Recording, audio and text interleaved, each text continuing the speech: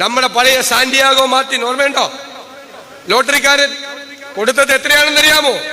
അയാളെ റെയ്ഡ് ചെയ്തപ്പോ അയാൾ കൊടുത്തത്, ബോണ്ടിന് കൊടുത്തത് 1372 കോടി.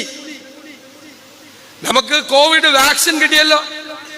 ആ വാക്സിൻ നമുക്ക് നൽകിയ കമ്പനികളെല്ലാം കോടികളാണ് BJPക്ക് സമ്മാനിച്ചത്.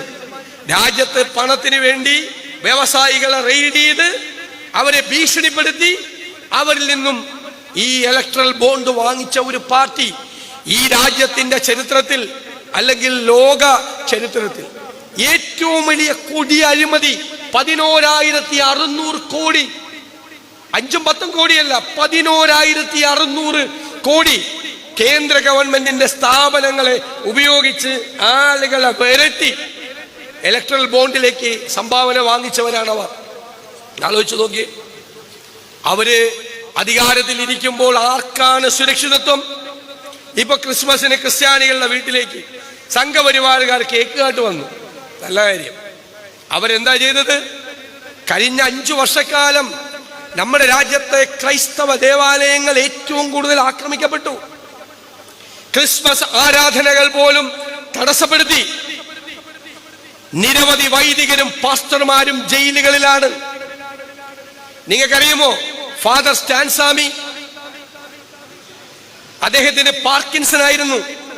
കൈ രണ്ടും വിറക്കിയായിരുന്നു. ഒരു ഗ്ലാസ് വെള്ളം എടുത്ത് കുടിക്കാൻ പറ്റില്ലായിരുന്നു. അദ്ദേഹം ഒരു സ്ട്രോ ചോദിച്ചു, കൊടുത്തില്ല. പീഡിപ്പിച്ചാണ് ജയിലിൽ കൊന്നത് സംഘപരിവാർ. ആ പാവം മനുഷ്യനെ, വന്ധ്യവയോധികനായ സ്റ്റാൻസാമിയെ പീഡിപ്പിച്ചാണ് കൊന്നത്. അതാണ് അവർ ചെയ്തത്. മണിപ്പൂരിൽ 300 ക്രൈസ്തവ ദേവാലയങ്ങൾ ചുട്ടുകരിച്ചു, മതസ്ഥാപനങ്ങൾ കത്തിച്ചു, മനുഷ്യനെ പച്ചയോടെ തീ കൊളുത്തി, 100 കണക്കിന് ആളുകൾ കൊല ചെയ്യപ്പെട്ടു. 10,000-കണക്കിന് ആളുകൾ പിഞ്ചു കുഞ്ഞുങ്ങളെയും മാറോടടക്കി പിടിച്ച് ജീവൻ രക്ഷിക്കാൻ പലായനം ചെയ്തു. ഒരു ജനതയെ മുഴുവൻ ഇല്ലാതാക്കാൻ അവർ ശ്രമിച്ചു. എന്താണെന്നറിയാമോ? വംശഹത്യ മാത്രമല്ല, അവിടുത്തെ വലിയ കുന്നുകളിലാണ് ക്രൈസ്തവ ജനവിഭാഗങ്ങൾ പാർക്കുന്നത്, വലിയ മലകളിൽ. അവിടെ നിന്ന് അവരെ ഓടിക്കണം.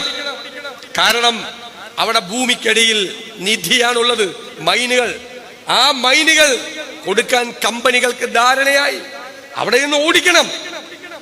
ഈ പ്രധാനമന്ത്രി ഈ രാജ്യത്തൊരു സംസ്ഥാനം കത്തിയെരിഞ്ഞപ്പോൾ തൃശ്ശൂരിൽ കല്യാണത്തിന് വന്ന ഈ പ്രധാനമന്ത്രി നരേന്ദ്രമോദി ഒന്ന് പോയോ? മണിപ്പൂരിൽ ഒന്ന് തിരിഞ്ഞു നോക്കിയോ?